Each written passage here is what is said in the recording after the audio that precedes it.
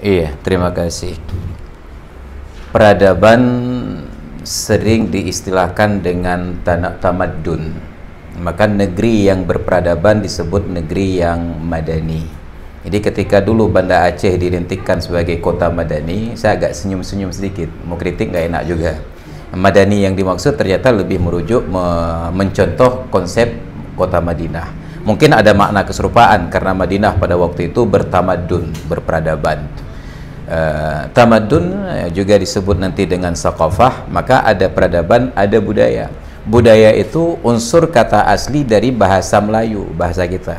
Sedangkan peradaban itu ada serapan dari bahasa Arab, dari adab. Maka kalau ada pejabat-pejabat di Indonesia yang alergi dengan bahasa Arab, seperti dulu Yusuf Kalla ketika menjabat wakil presiden pernah menyinggung itu. Kenapa kita harus bahasanya berarab-arab? Bahkan Yusuf Kalla bisa begitu. Kalau sempat idenya diterima, maka dia harus ganti namanya. Jangan lagi Yusuf, harus Joseph.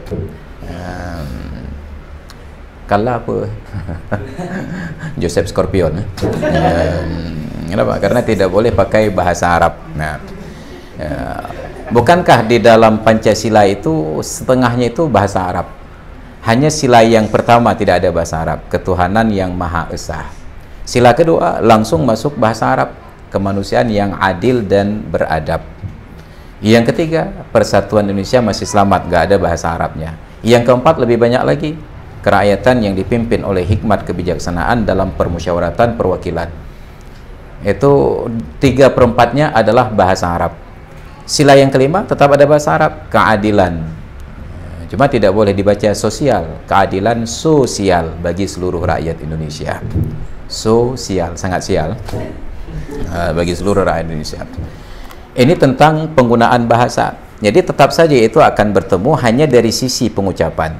Tetapi pilihan kata itu menunjukkan makna yang lebih mendalam. Waktu dulu saya masih sekolah di SD, SMP, itu guru-guru bertanya, apa beda antara akhlak, moral, dan budi pekerti, etika, dan lain sebagainya. Kami sebagai murid menjawab sama saja, itu enok, canok, manok kami katakan. Tetap sesuatu yang keluar dari punggung manok dan agak bau-bau sedikit. Ternyata bahkan guru-guru yang tidak bersyariat Islam, yang waktu itu ibu guru yang ngajar PMP itu masih pakai rok pendek. Saya ingat nama beliau Ibu Khalidah, rambut beliau dikuncir panjang sampai ke pinggul, rok beliau pendek di atas lutut. Itu saking tidak bersyariahnya dulu. Dulu kami yang murid-murid SMP itu pakai celana pendek. Tapi karena keluar dari pesantren pakai celana panjang dulu, dekat sekolah baru buka celana panjang, tinggal celana pendek. Sekarang terbalik, wajib pakai celana panjang, tapi dari rumah pakai celana pendek dulu, mau masuk sekolah baru pakai celana panjang. Maka kata orang tua, untuk orang Aceh ini daripada tayu lebih agak tetam, lebih agak tayu. Diberikan penjelasan oleh beliau, bukan sangat berbeda antara akhlak dengan moral, budi pekerti, dan etika.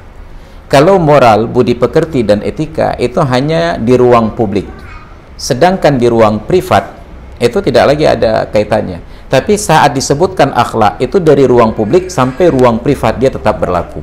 Makanya orang-orang barat yang sangat beretika, makannya teratur, pegang sendok tangan kanan, garpu tangan kiri, taruh pisau di sampingnya. Itu hanya saat tampil di ruang publik. Tapi ketika makan sendiri, aki watih babah meyuk.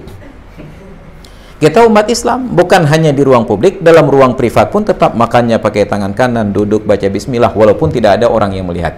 Kenapa? Karena yang kita praktekkan akhlak, bukan moral, bukan budi pekerti, bukan etika. Maka demikian pula pilihan kata antara adab dengan budaya. Di dalam bahasa Arab, adab itu ada yang masuk dalam ruang sastra. Makanya Fakultas Sastra di UIN namanya Fakultas Adab. Fakultas Adab. Itu kan bukan berbicara tentang akhlak. Itu berbicara tentang sastra Arab. Maka ada jurusan di dalamnya itu ASA, Adab Sastra Arab.